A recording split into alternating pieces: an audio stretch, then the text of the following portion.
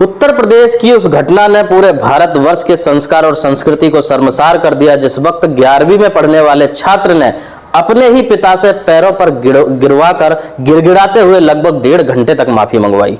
नमस्कार मित्रों, आप देख रहे हैं सालासन न्यूज और मैं हूं विनय प्रजापति।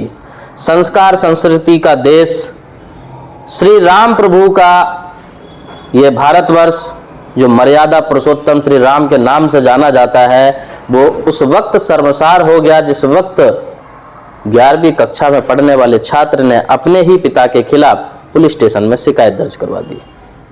जानते हैं इस घटना को विस्तार से, क्या था पूरा मामला और क्यों आज के समय के पिता को अपने पुत्र के सामने पैरों पर गिड़गिड़ा कर माफी मांगनी पड़ी। आपको लेकर चलते हैं एक सप्ताह पीछे उत्तर प्रदेश के देवरिया जिले में, जहां पर किसी बात को लेकर पिता ने अपने ही इकलौते पुत्र को उसके दोस्तों के सामने डांट फटकार लगा दी।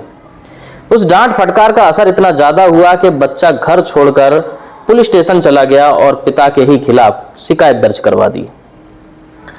पुलिस प्रशासन ने पिता को पुलिस स्टेशन में बुलाया और माफी मांगने के लिए जब कहा तो लगभग 1 घंटे 50 मिनट तक पिता अपने इकलौते पुत्र के प्यार में कि बेटा हमारा कहीं चला नहीं जाए, उस सुपुत्र के सामने या फिर यूं कह लो उस कुपुत्र के सामने वो 1 घंटे 50 मिनट तक गिड़गिड़ाता रहा। तब कहीं जाकर उसने अपने पिता को माफ किया।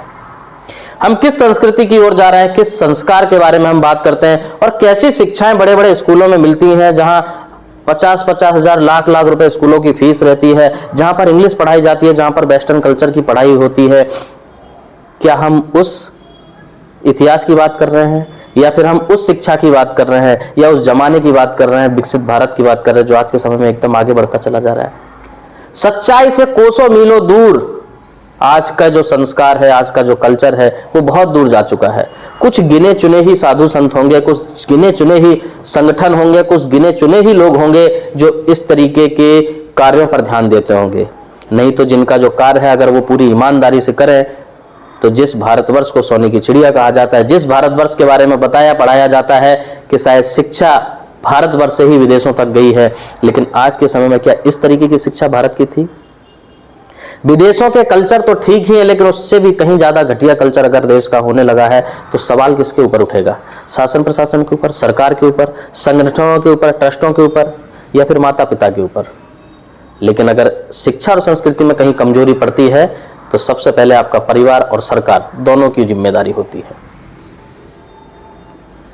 वो 1 घंटे 50 मिनट का माहौल इस कदर हो चुका कि वहां पर इस माहौल को जिसने भी देखा उसकी आंखें नम हो गई। हर किसी के दिल की धड़कनें थम सी गई कि अगर आज के समय के बच्चे इस तरीके के होंगे तो आने वाले समय में क्या होगा। एक माता पिता 9-9, 10-10, 5-5 जितने भी बच्चे हों, जितनी भी बच्चियां हों, पढ़ा लिखा लेते हैं, खिला पिला लेते हैं, अच्छे संस्कार संस्कृति देने की कोशिश करते हैं और उन्हें उनके पैरों पर खड़े कर देते हैं, एक मुकाम तक पहुंचा देते हैं। लेकिन वही 5-10 बच्चे मिलकर एक माँ बाप को नहीं पाल पाते हैं। अब वो दिन दूर नहीं है कि इस घटना ने जिस तरीके से पूरे देश का माहौल बदल कर रख दिया, सभी को सोचने पर मजबूर कर दिया। अगर यही चलता रहा तो हर घर में ऐसी परिस्थिति होने का डर अब हर किसी के मन में चल रहा है। इस तरीके की घटनाओं के जिम्मेदार वो संगठन भी हैं जो हिंदू मुस्लिमों में लगे रहते हैं, क्योंकि संगठनों के काम होने चाहिए अपनी संस्कार को बढ़ावा देना, अपनी संस्कृति को बढ़ावा देना, अपने धर्म को बढ़ावा देना।